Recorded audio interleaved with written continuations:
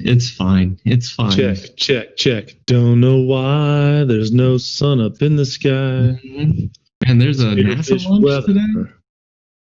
Is this the first time since being locked down? Really, yep. I'm excited for you. I'm gonna wait. So easily entertained in San Diego. When the Wait, like, I got to see the ocean a couple days ago. It was really cool. The governor said I could, so I got a special note. So I went down and looked. I didn't stop though, because if you stop, they'll arrest you. It's harsh. All right, everybody, welcome to today's Wildwest Hackin Cast. We have Wade Wells with us, and he is going to give a presentation that he gave at the Wildwest Hackin Fest virtual conference. So originally, here's what we wanted to do with these: is that we have the Wildwest Hackin Fest in Deadwood, we had the Wildwest Hackin Fest to Way West in San Diego, and we get these great presentations. And instead of just putting up the recordings, because everyone can watch recordings, we said, what if we bring the presenters back and give them a chance to present again, so that way the people who couldn't make it to the conferences get a chance to actually interact with the presenter and interact with each other. So that is why we started doing these Wildwest Hackin Cast, and that is why Wade Wells is back. So in the virtual conference, we gave you like 15 minutes. Yeah, I spit it quick. Yeah, and Wade was like, and this. And at the end of it, we're like, that was amazing. That was an awesome presentation. So we wanted to have Wade back. So you were one of the very first people we scheduled, but we scheduled you for today. And so here we go. If you have questions, feel free to ask them inside Discord or inside GoToWebinar. We have people in the back end that will chime in during Wade, do you want to be interrupted during the presentation, or do you want to wait for the end? No, I'm down to be interrupted. Let's put on hard mode. I'm not and not interrupted beforehand. Just don't turn my voice off. All right, if John's out there, I appreciate that. That was hard tech. All right. So Wade, when we come on camera, can you see us? Yeah. Because that's usually our signal that I have questions to ask. Okay, cool. I want hard mode, not hardcore mode. Okay, they're not going big. And with that, thank you all for being here on today's Wildwest Hackin Cast with Wade Wells, and I'm going to turn it over to you. All right, cool. The screen's good and everything? I'm going to say yeah. All right, so all's good? All right, cool. Thank you guys for coming to this. So my name's Wade Wells, like I said before. I work in threat intelligence and threat hunting for a financial company called Kyriba. So my presentation is about how to map to the Mitre Attack. And why would you want to do this, and how easy it was, and maybe some of the pitfalls. So I'm hopefully going to talk a little bit longer than 15 minutes on this one. I'm going to tell you the story of how I found other tools in order to do this. So right off the bat, let's see, get my slides working. This is going to be very GIF heavy and StarCraft themed, just so you know. If you don't like either, I'm sorry, you can go away. No. So the three tools I'm using are the Attack Navigator put out by Mitre, DeTT&CT, which is another tool made, and the Atomic Red Team, right? So Attack Navigator is used to display, DeTT&CT is used to create the data to display, and the Atomic Red Team is going to be used to then test those attacks. So that's just a quick overview. This is all open source tools, all on GitHub, and super easy to use. Two of them run via Python. So the reason I came up with this is I had my boss hit me up and ask me, hey, can you make something where we have a map, or we know what can we detect, right? So a list of everything we can detect. And then how do we keep track of that information as well? And said, go for it. My initial thoughts were, this is going to be easy. It won't be that hard. And then I started digging pretty deep into it and realizing it was hard. So right off the bat, like you can tell, I decided to try to use Mitre, the Mitre Attack framework, and that worked out. But then I also want to try to work in a couple other things, like how am I going to keep track of it? Am I going to just post it somewhere? Am I going to keep a document? Can I work threat intel into that somewhere? Because I also do threat intel on the side. And then how am I going to verify I'm actually detecting those attacks? So I was talking to my boss over it, and the first thing we decided to do was choose the Mitre Attack framework. All the tools are using it. It's the hot thing in cybersecurity right now. So just to give a quick overview on the Mitre Attack framework, right? It's based off the cyber kill chain. follows the initial recon, weaponization, delivery, exploit, control, execute, and maintain persistence, all that type of stuff. It's not too hard to learn, and I don't want to go over it too much just because I feel like it is kind of beating a dead cat, right?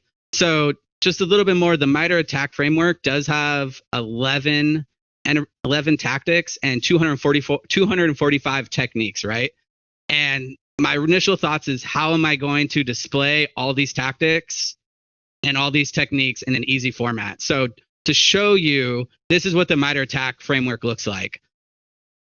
Tackling this was my first big hurdle in just how to display this. My initial thought was to make a confluence page for each tactic, and that looks something like this. So this is just an example for initial access, right? I would do that tactic, and then I would put every technique in a confluence page. And then if you see how it says expand, I would then put Sigma rules for that technique that we have alerts written for, and then just a little bit explanation on everything. The data sources that you would need to see that, maybe how to defend the defense bypass. So one example here is just what is just run DL32, right? So it's T1085 and then a quick explanation. I quickly learned that this was not scalable. I got like probably not even 2/3, probably like 1/3 away through the whole Mitre Attack framework, and I was like, I can't do this anymore. Could probably write a script to do something like this, but it just wasn't worth it. And then using Sigma alerts was really hard too. So I started looking around how other people did it, which is probably what I should have done first, right? And after looking around and reading a couple blog posts and everything, I came across the Mitre Attack Navigator. So the Mitre Attack Navigator runs in an iframe, and it uses Angular and Node.js, and runs in your browser. It's free from Mitre. It's easy to set up, and you can actually use miters if you really want. I chose not to, and we'll go into that a little bit further on. To give you a quick look, there's actually a link right there to go there. It's just if you Google Mitre Attack Navigator, you'll get right to it if someone wants to throw a link in for me. So this is what it looks like. So the Mitre Attack Navigator, when you look at it, when I saw it, was always used for more red team purposes / intelligence purposes. So this is actually, I believe, oil rigs, tool TTPs. I just put Zerg to go with the StarCraft theme, right? And you could then try to map what they're doing. If you hover over it, it'll give you a little bit more information on that technique, maybe the data sources and what tools they use in that. And my initial thought was, how do I use this attack navigator for more of a blue team focus? My initial thought was just put a check mark next to it to say, yeah, I have this one covered. And then maybe have notes in the background where you can go look. So one awesome thing that Mitre also does is you can compare APTs. So this is two, I don't remember which ones are, but so we're saying the Zerg and the Protoss, right? And then yellows both. Really enjoy just from the threat intel side, right? Really seeing what attackers are using, comparing attackers. And then if I have a couple where I did all of Iran, put them together, and then did a presentation on, hey, here's all the main Iranian TTPs, and this is what we should cover. Works out really well. So my next thought was, how do I use this for blue team? And maybe I can write something in order to use this. So the Mitre Attack Navigator actually uses JSON files, and you upload a JSON file and it gives you this beautiful screen. I thought, okay, maybe I can write a simple script to edit those JSON files, put some information in there, and get that going. Once I got into that, I'm not the best programmer. So I quickly was like, all right, maybe somebody else did this already. And of course, somebody did. So Detect was the tool that I found, and it's awesome, right? So it has multiple files for logging and detection, and that help grade your overall network, right? And help you map those TTPs a little bit more. It is ran via Python 3. You can either edit the files, single command line, or it has an interactive screen as seen right here. So the first file I'm showing you right here, Detect uses YAML files. And that YAML file is data source administrator. So that's all your logging devices. There's around 50 logging devices, right? And so You want to grade it upon device completeness, device field, timeliness, and retention and consistency. And then that gives you an overall grade. So just to give you a little bit, there's around 54 data sources in Mitre, and that's how many there actually is in that original administration file that you'll fill out. From my experience, filling out this administration file was the hardest part, and trying to get your team together in order to fill it out was pretty hard. So just to go over the grading a little bit more, they actually have grading in there to try to help you out and just to push you in the right direction. I really didn't use this. I knew it was a 1 to 4 scale, and I just did it in my mind. To give you, just to show you how this looks after everything, this, right? So here's all of my logging devices and mapped to the Mitre Attack framework.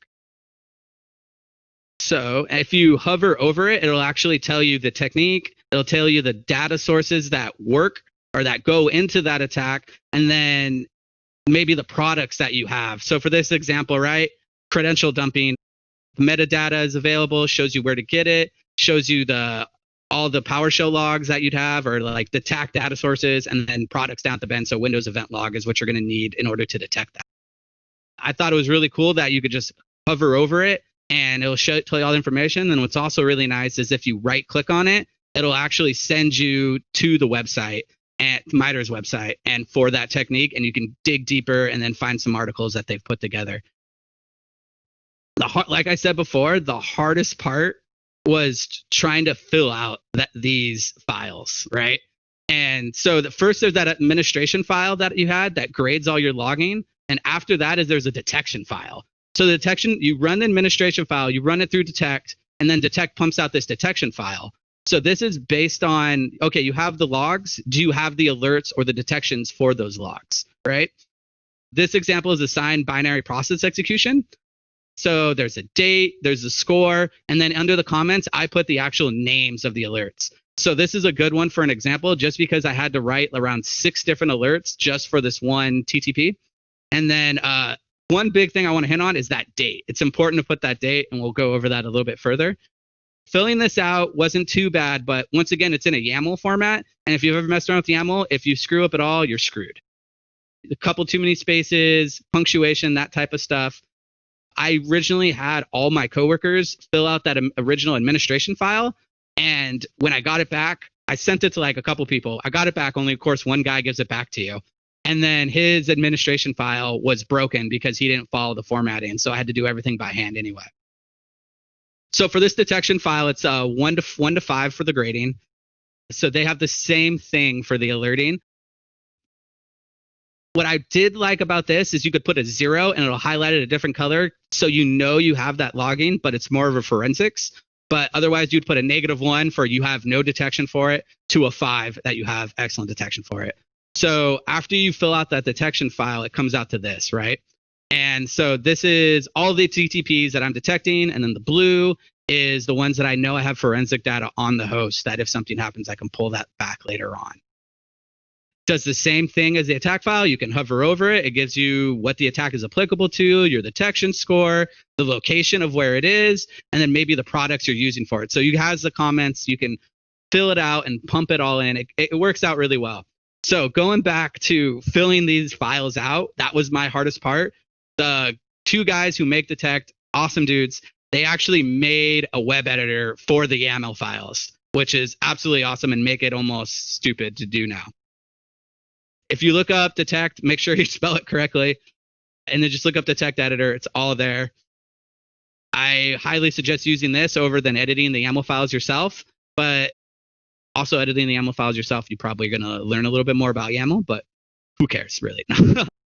So after building that administration file, which is the one that's telling you you're logging, and the detection file, which is one they're telling you you're detecting, you can combine the two, right, for those grades. And that would look like something like this.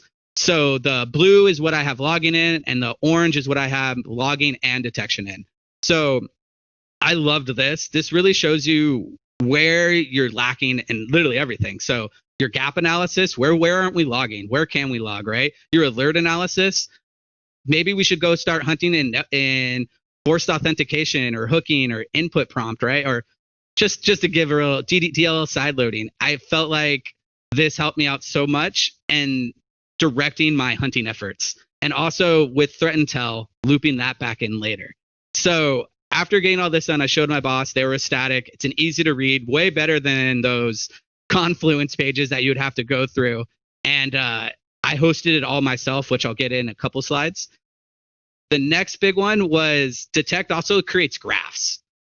So like I said before, those dates that you put in, detect every time that you created a new detection for a TTP.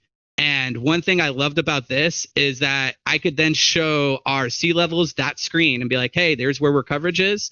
And then here's the improvement we've made since I've started. So one thing to keep in mind is since this is based on TTPs and not just like detections created or alerts created.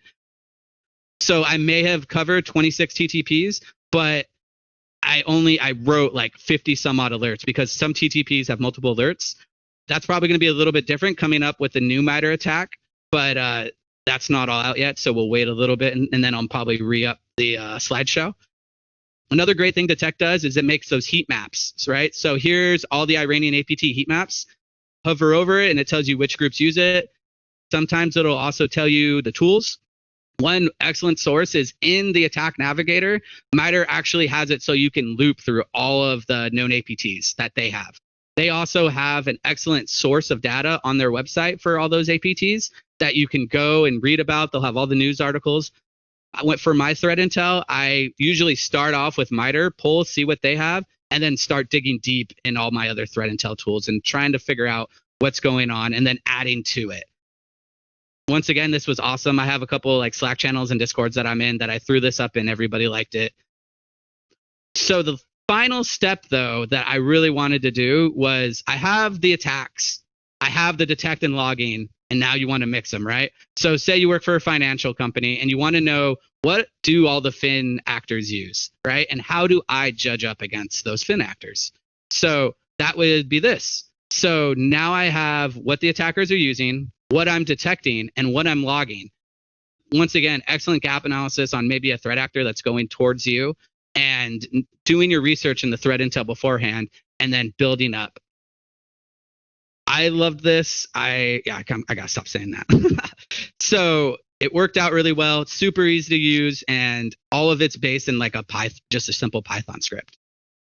One factor that I started implementing this at a couple other friends, with some friends in their networks, and one guy who doesn't have a mature security program. So this was his attack. This was his logging for everything, right? So he then showed this to his boss, who is the director, and said, hey man, like here's all of our logging, here's everything, here's the grades. And they're like, oh no, yeah, we're doing pretty good. Look at like we have this, we have that. And then he goes, well, if we bought X tools, we would actually be covered this much. And that took that step in order for them to really make the argument that, hey, we need a couple more tools here and there in order to protect our network. Worked out really well. They got the tools. One thing I want to talk about is how I set this up in my network. I got a couple questions about that later on. So I set up an EC2 instance in Amazon, free server. And then without going too into detail with all the security controls, I installed the Attack Navigator on it, and I also installed DeTT on it. What I then did is hosted those YAML files that DeTT uses into a repo. So I think Bitbucket, and then wrote just a simple script, that shell script that's on the server that then pulls that script and then runs DeTT and updates my map once a day. So I think and then if I wanted to, I'd go in there and run the script. Then the awesome thing about Attack is since it runs in an iframe, you can actually embed it into things. And so I then embedded that Navigator into Confluence. And so that no one even had to go to the server, since they can just go look in Confluence and actually look at everything. Looks really great, worked really well. Technically, you don't have to run your own Attack Navigator since it runs in an iframe and everything runs out of your browser. I'm 99% sure about that. And the Attack Navigator does hold a couple different values where you can just give it a link and it will go and pull that YAML file for you. So say you have a YAML file in your private GitHub and you just tell the attack navigator, hey, go grab this. And since it's all running from your browser and you already have access to it, it'll go and grab that for you.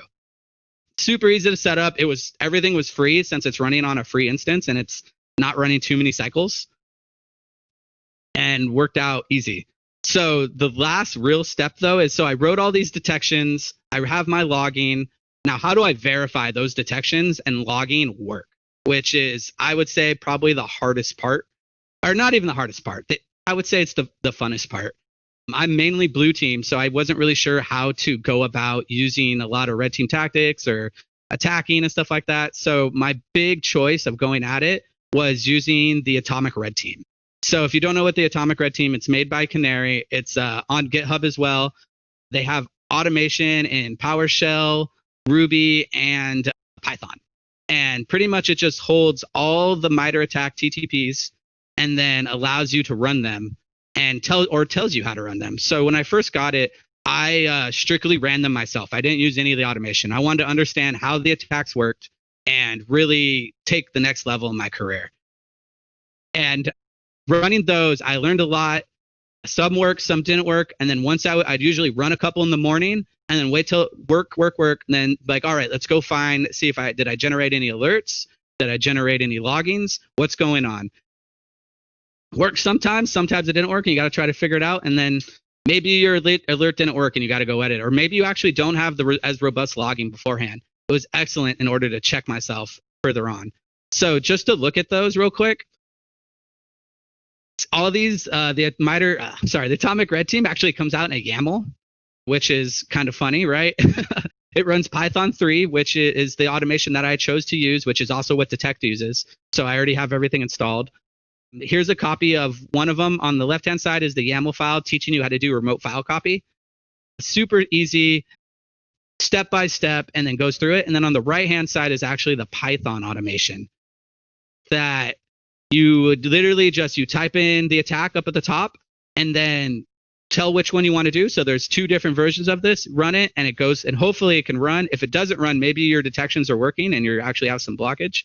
But maybe it doesn't, and maybe you don't detect anything, and then you can try to start getting around that. So automation-wise, I started really diving into the PowerShell part and seeing if I could just use Atomic Red Team across my network and then installing a PowerShell module that they have, since I mainly run on Windows. Some other automations I really wanted to do was start going into all my security tools and really, so I named I forgot this. One thing I didn't talk about is all my alerts and my whole everything, I started renaming to Mitre Attack. So the technique ID, and the name, and then maybe like a score. One thing I wanted to talk about that I totally forgot was that I wanted to I started writing a script that goes into those tools APIs, pulling down the alerts by name, and then editing that YAML file that I had in that repo for me. So now I didn't even have to edit the repo. All I have to do is create an alert. The script runs, says, hey, there's a new alert created. Hey, maybe I tagged it with a certain attack ID, or the name of it is via an attack ID, because I have all the same formatting, and does everything, and of course automate it and try to get it without touching it as much as possible. I didn't make as much time as I wanted to, so that's all I have. I want to say thank you to Mitre, for putting out the Attack Navigator, Red Canary for putting out the Atomic Red Team, and a big thank you to the makers of DeTT&CT, who are Marcus Baker and Ruben, right? Their DeTT&CT is probably really helped me in just my career and understanding a little bit more threat intel and mixing threat intel with the threat hunting a lot more. I wanted to go a bit longer, but I think that's really all I got. If you guys got any questions, just thank you for listening, and yeah. All right. Nicely done, Wade. Hey, I had a quick question about how big was your network? Like, what's your general environment? So we have like 700, we have around 700 people working for us. And we have a pretty big production network. And that's the harder part. Because we're worldwide, so we have different production networks in different countries. Nice. Yeah. So a couple of questions they're kind of flowing in. Do we need to get an EC2 instance for Detect? No, you can run it anywhere. So when I first started running this, so when I first was going to do this, I was actually going to try to do a demo and show you guys how I ran it and how it works. I just have a VM that I ran it all through and got everything working. And then once I understood how the setup was and how to update it properly without everything breaking, then I went to the next step and put it as an EC2. But you don't necessarily have to do that. You could run it on a virtual machine somewhere you want, or you could just run. So you could run it on your host, and then you can just give people the link and they'll go to your host and view that attack. That was my initial thing. Nice. Yeah. I guess a guesstimate of how many hours you spent from start to finish on this. Yeah, so that's a good one. Me, when I first did this, it probably took me a good 40 hours to really understand everything. I'm no experience with Angular, Node.js, so that took a while, understanding how to get that work. And then, but Detect was super easy. I already had Python installed. And once I got it all working, though, I was able to set it up in another network for a friend within 5 minutes. So nice. I think once you get over that initial hurdle, it's dead simple. And those YAML files are the hardest part to really do. Somebody was asking, who can they go to for help if this doesn't work? I'm like, are you supporting this live way? Yeah. So I've had one person hit me up and actually scheduled a phone call with me, and her and I went over how I did it, and she was trying to use it for a little bit different than I am, but I tried to help her as much as possible. If you want, just feel free to hit me up.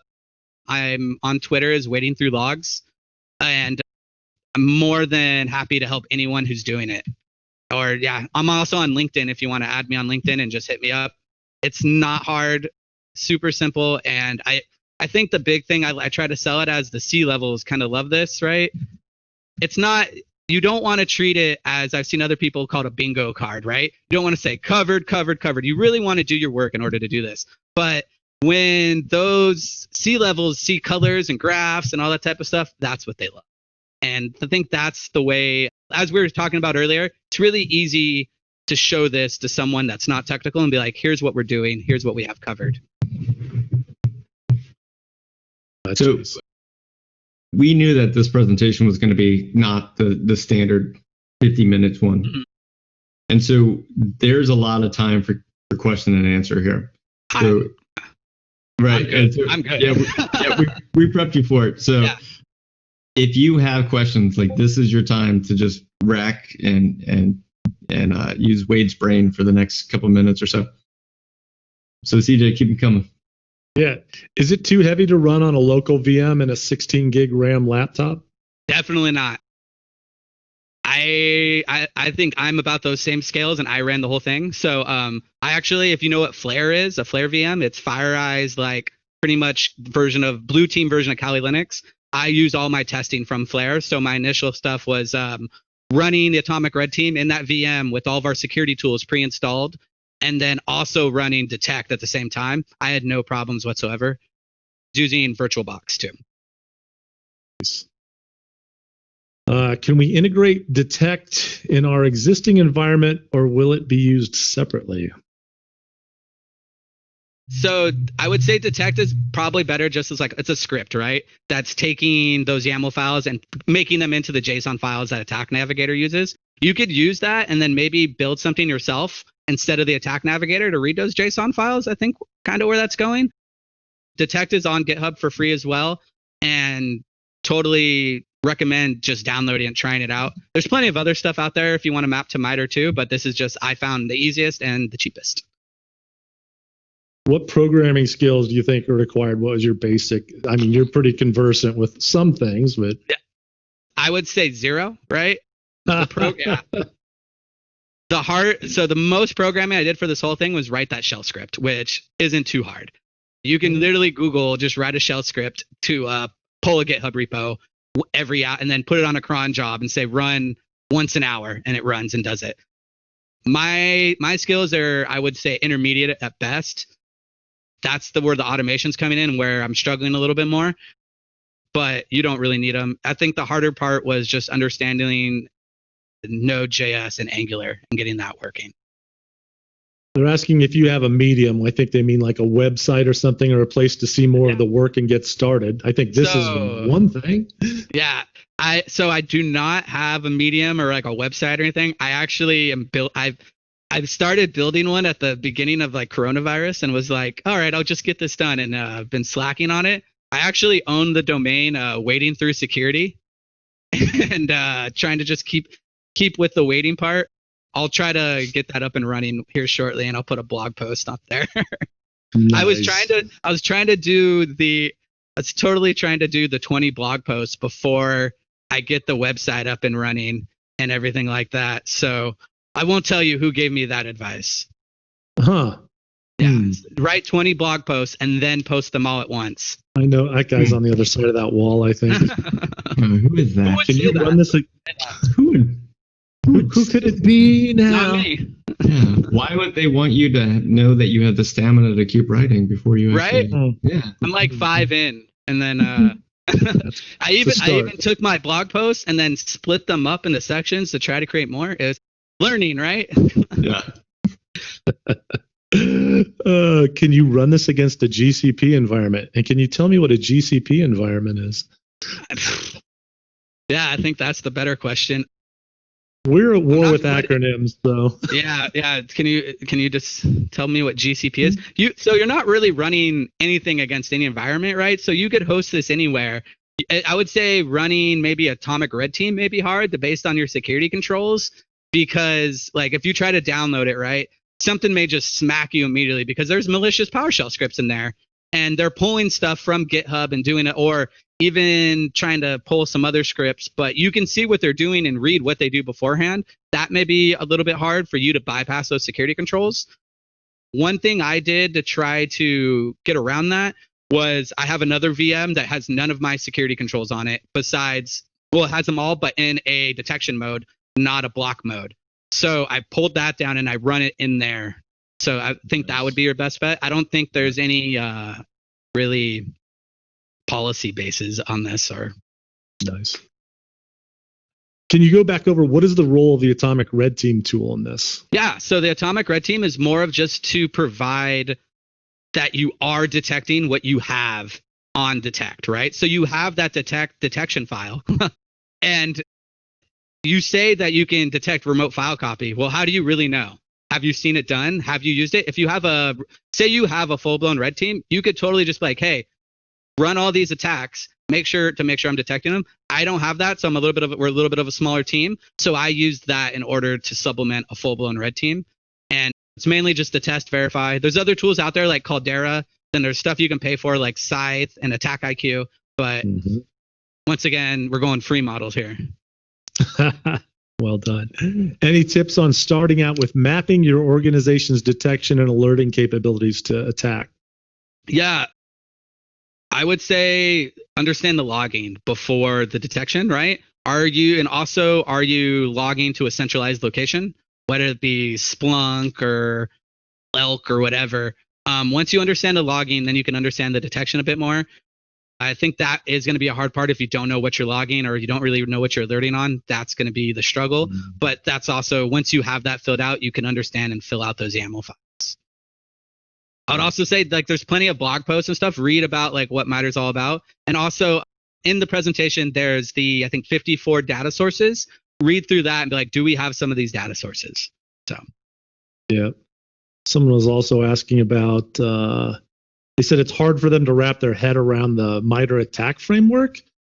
And what were the resources that were useful to you to understand that matrix?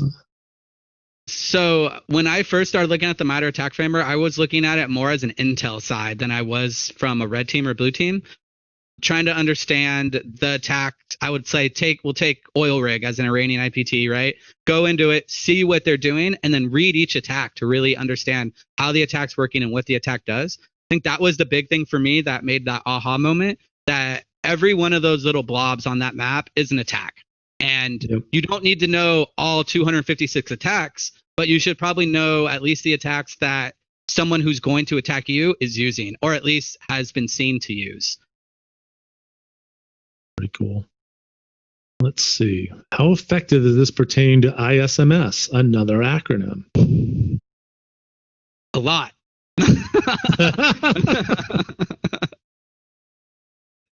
I think it's good just like it's good just as a learning standpoint for your network, and also just a proof in the pudding standpoint. Like, hey, your security team's good. Here's how you can show it, right? And then, oh, you guys are fixing stuff. There's some metrics to show it. I hate to say that, but like, you have to be able to describe what you're doing to people that aren't as technical as you are, and or don't really care as much. So this is something to really describe what you're doing. If that's any good. Yep. Very cool. Have you tried Vector IO? I have not tried Vector. I'm pretty sure Vector is another attack simulator. I'm not positive. I tried to set up Caldera, which wasn't too fun. And then I just tried to run the attacks myself, like read about the attack via Mitre, and then just try to run it myself. That was a lot harder too, but I learned a lot. Nice. What data sources did you use with DeTT&CT? So I used almost all the data. Like, so here, we'll go through the slides since I'm still up, right? Hopefully I don't just run through this, and I don't want to show you my desktop. So Mitre has all the data sources for you already. So those are all the data sources that that Mitre says you should be bringing in, and that you should either be analyzing or building alerts off of. It's not that, so take a quick glance on it. You're not going to have everything. That's the key thing. And remember, this is also Mitre Enterprise. It's not like the cell phone one. So that's another thing. You're not going to be able to have all these unless you're like God tier cybersecurity. So Nice. Yeah, questions keep flowing in. They're going faster than I can keep up with them here. You're never going to be done. I'm fine with that. This is better than working. So Hey, wait. Yeah. Hey, wait.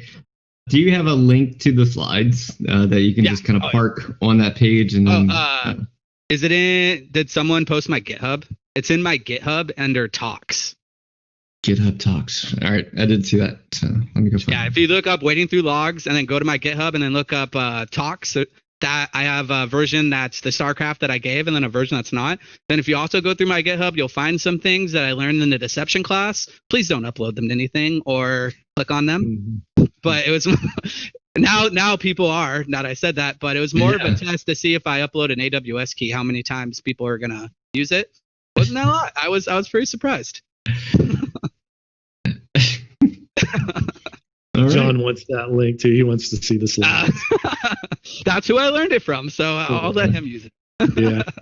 Any tips on using Mitre for cloud? Not really. I that's probably something I should look into more, but I haven't. I've been mainly just focusing on enterprise, but I would say there's a couple more attack vectors for cloud that aren't really for regular enterprise, but it carries over well, just keeping track of the TTPs and stuff like that. So I would say just get Mitre down and then maybe migrate to the cloud specific. Let's see. Once you've done with your tools for TI, what's the next step you'll do with your org to ensure that hunting works? Yeah, so I'm in the middle of trying to learn as much deception technology as I can.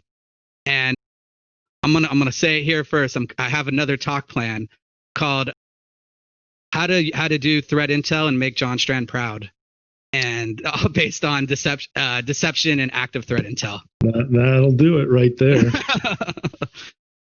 Jason, a little segue. Someone wanted us to talk about our 16-hour trainings.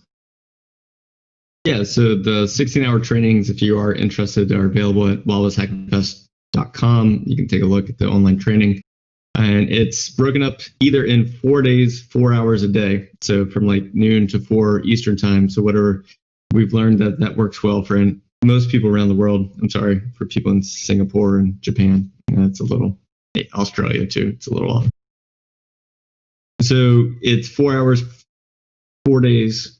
And it's a lot like this. So you get the information. There's a private Discord that you join so you can converse back and forth with the instructors. You get a copy of the slides. You get to do the labs. You download all the things. And it's pretty interactive, even though you're just chatting. Gifts go a long way. Wait, did you take that? I took your class, but then I also have taken the deception class, which I highly recommend. I had a lot of fun and have having more fun implementing some stuff too. It's pretty cool and understand. And then I'm trying to set up my own ADHD server right now as my next pick. Awesome. Yeah, the next class that we have coming up is with Chris Breton on security leadership and management. It's $395. It's for the 16 hours. And then we have a series, like a series of trainings coming up over the summer, like applied purple team. We have John's class again. We have advanced threat hunting. Like we're filling out, they're just not on the website yet. So check back soon. Thanks for asking. Here's a question I was a little interested in. So if an organization has to check their overall security posture, do they have to run Atomic Red Team? And I can kind of, right? Like it's like, say you have a red team, let them do it. They should know just as much. They should, right? But I would say this is an excellent thing this is like a purple team exercise, right? So have the blue team, have the red team, and have the threat intel guy, if you have one, all in one room and be like, hey, here is the threat actors are going after us. Run these TTPs. Red guy runs it. Blue guy says, hey, we didn't catch that one. Here's what we do to catch it. So you don't have to use Atomic Red Team. I just chose that just because it's a little bit easier to run. Super easy for beginners. And it's really a good explanation of how to do it and step by step. And I would highly recommend not using the automation and running it yourself and taking your red team skills to the next level via that. Yeah, obviously Black Hills is happy to come out and run this against you, right? But we would recommend that teams, if you've got the luxury of having your own red team, those guys are working constantly. Atomic Red Team is a shortcut, and it's automated and easy, right? So automation has its place. You want to be able to deviate from that. So there's all sorts of ways. And Wade, you pointed to a number of other tools. There's tons of tools. Go Google. Google tools for that, right? So you can do that endlessly. Then he had a second part to this. Would they be able to map what kinds of attacks they're vulnerable to? Well, absolutely. Yeah. So as I was talking about, someone hit me up how I set this up. That person pretty much was going that route. As she asked, can I map? So you could do that. I would say DeTT definitely isn't built for that, but you easily could, right? So you take that YAML file, maybe the detection file, and just say anything that's red, we're vulnerable to, and throw that in. You would probably put the scoring in a little bit differently to say, like, maybe we're more vulnerable to this and that. It would just be manipulating the files a little bit to what you want. It's an excellent idea, and I would say go for it. And if you do it, let me know. How do you test techniques that require high privilege? For example, DC sync abuse. Do you have such tests automated as well? So I don't have any tests automated. One thing I did set up was a home lab that in order to test some of them out and stuff that's not going to have my security. Maybe it's a little bit harder to run those types of stuff. I think that's one good thing to have your red team exercises, right? And see if they're most likely going to try something like that. And did we detect that? I would say that would be your best bet. Or if you want, get your sysadmin in. Hopefully you don't have that amount of privilege, but get your sysadmin in and have them run something like that, and then you can really check it. It is going to take a little. Definitely go after that. Red team's definitely going after that. So. Yep. Can you script that? Are they going to let you script that? That's a dangerous script. Do you want to script that? Yeah. How can I incorporate attack with an incident response cycle methodology? So I would say attack, you would have that attack navigator up, right? And say you're full on breach right now. You have the attack navigator up and you have what you can detect. And then you're also adding in what the attackers have already done as the breach has occurred. So you already know they have the initial compromise. Here's where the email came in. Maybe here's the C2. Okay, start plotting on the attack navigator and really seeing where they're going and know where you can cut them off, right? So at the end of the day, it's still that what the cyber kill chain. You know, you have to block them off at somewhere so they don't reach that end goal. I know John loves the cyber kill chain and always talking about that, but at the end, like, you got to use what's best, and that's what I would use it for. I haven't used it for that, for like an active red team exercise, but it would be interesting to do that. And what is nice, the attack navigator, as you have it up, you can edit it in the navigator. So you can like right click and change the color and be like, all right, they've hit this, they've hit that. And so it's actually pretty robust in the functions that it can do, which I didn't go into because there's too many different options for the attack navigator. So we're always big on anything that's a cycle, right? This is constant. You're constantly fanning out, finding new things, going back and making sure the things you've closed, stay detected. So, you know, when you say, how do you incorporate this? Well, this is obviously a key step for testing and improving. So it's just, it is totally part of that matrix. He said, how can I turn this learning into actionable skills for my job? So take action. Yeah. So one thing I usually put in the talk, and I forgot totally. The main reason I love this was if we hired somebody new on, I had this attack navigator up like, hey, here's where our detections are, right? Say we hired on an entry-level security analyst who's not really sure about those attacks. You can easily go click on that attack and go read about it and completely understand how to use it. So I think that's the real big thing, is easily transfer information to newer people and for you to grow via that. So that was the one thing I liked a lot. Yeah, that's really nice. So I was also going to say, when you're talking about the labs, we're actually in our Indigo, so our blue team services that we're starting to do, talking about helping people develop that lab environment to, like, you know, practice with this in, or, you know, do your attacks that may be more dangerous inside of. So coming up with a playground, like you've got a home lab, that's great. Yeah. As a team, having a team playground is even better. Well, yeah, that was a big thing. So I don't have a team playground, but I have a home lab, and I have a pretty beefy gaming PC that I run it from. But you guys have a video on how to build a lab and what to really do. Right. And I'd highly suggest to go watch that video and really set up a domain controller and a couple users and go at it. Install maybe. You got to talk to your job, but like, so I did that and then installed a security tool that's on one of those hosts for my work. So then I can have a little bit more function in that home lab than I would say my individual network. Well, once you're playing with this in your production, I think you've got a good argument for having shown some results for why you should have a playground. So you just need to make that argument for what it's going to buy you. It's one thing to have your playground at home, but how big is your team, Wade? Like with the IT? With IT, so I won't count because we have more in IT, but we have a cyber defense center. So we have 6 people. We have like 4 people who do active hunting and threat intel and automation and engineering, and then 2 in vulnerability management and red teams. But so it's not that big of a team, but we rock it pretty hardcore. We have a lot of automation, or decent amount of automation, and do really well with what we have. But at the end of the day, it's going to take a lot of time, man hours to get that lab running. And I think the bigger point is right now, a lot of budgets are being slashed, right? So I don't think I would be able to get approved for a nice work. Surplus equipment. That's what we said. Right? That's what we said in the training. I always go with crap. Yeah, Craigslist, eBay. Someone said, this is a great tip. Be careful with ADHD and all its default passwords. Yes, that's true. Yep. That's why I don't have it up online yet, right? I have a couple of VMs with it running. My end goal is to try to create one, but I'm having a lot of fun with ADHD, and that's one thing that I want to start doing like blog posts on, and try to map all of the deception technology to Mitre, which I thought would be kind of cool, but it was a lot harder than I thought. It's as easy as it looks. Yeah, it wasn't. Someone said, so it took you about 40 hours to understand attack, and how many days did it take you to get everything set up? I thought you said you can do it in 5 minutes now. So it took me probably 40 hours to get all of this up and running and really grasp everything. That includes like the automation and Atomic Red Team.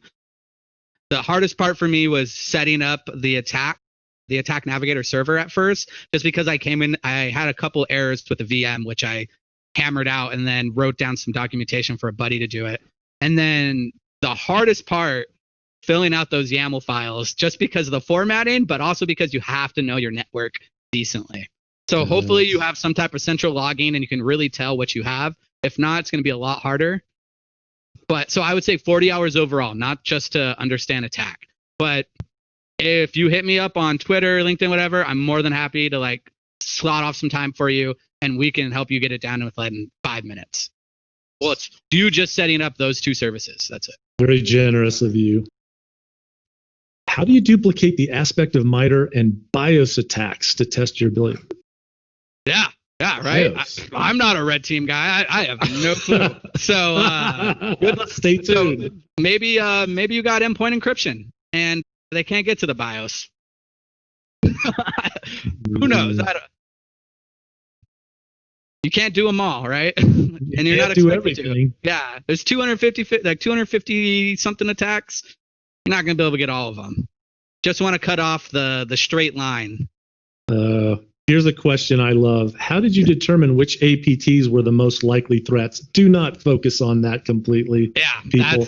That is a big thing, right? So I always say you got to take threat intel with a grain of salt, right? Like maybe something you get it right, but one thing we had, like, just read, maybe, hopefully you get it right. And that's about it. But who knows? It's a little bit, threat intel is such a guess game half the time. It's fun and it's cool, but I don't trust it all the time. That's the best way to say it. And I work it. You never know what they're going to do.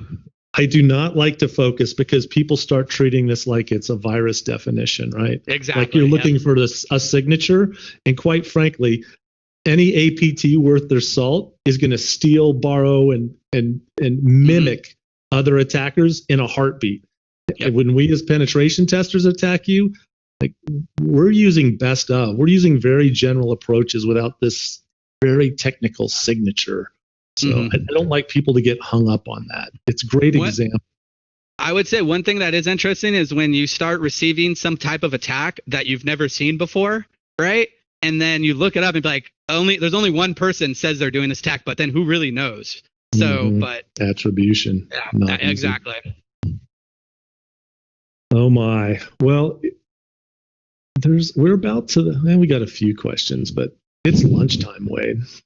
It's 12 here, so I ate before we got on, just in case. Take us out, baby. All right, everybody. So thanks for being here.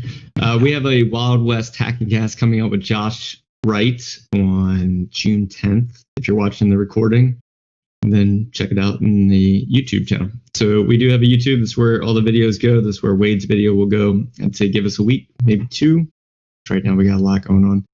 But thanks for being here. And hopefully you like this Wild West Hacking Cast, and we will continue to bring on people from the industry. So if you have someone out there that you've seen a really good presentation from and you're like, hey, I think this would be good for the Wild West Hacking Fest audience, let us know. And we'll reach out to that person and we'll bring them on. Wade, thank you so much for being here. Thank you. And we love whenever you get a chance to present. There's so much going on. You're just fantastic as a presenter. So thank you. Thank you. I'm in the Discord. If anybody wants to hit me up via Discord, I'm probably on that most, just because I do play video games on the side. And sadly, this is like my usual Discord chat. So now I'm gonna get spammed on that. But yeah. I'm more than happy to help people out. So, all right, from all of us here at Wild West Hacking Fest, thank you so much for being here. We'll talk to you soon. Bye-bye. Thank you. I am ending the webinar. Boom, yeah.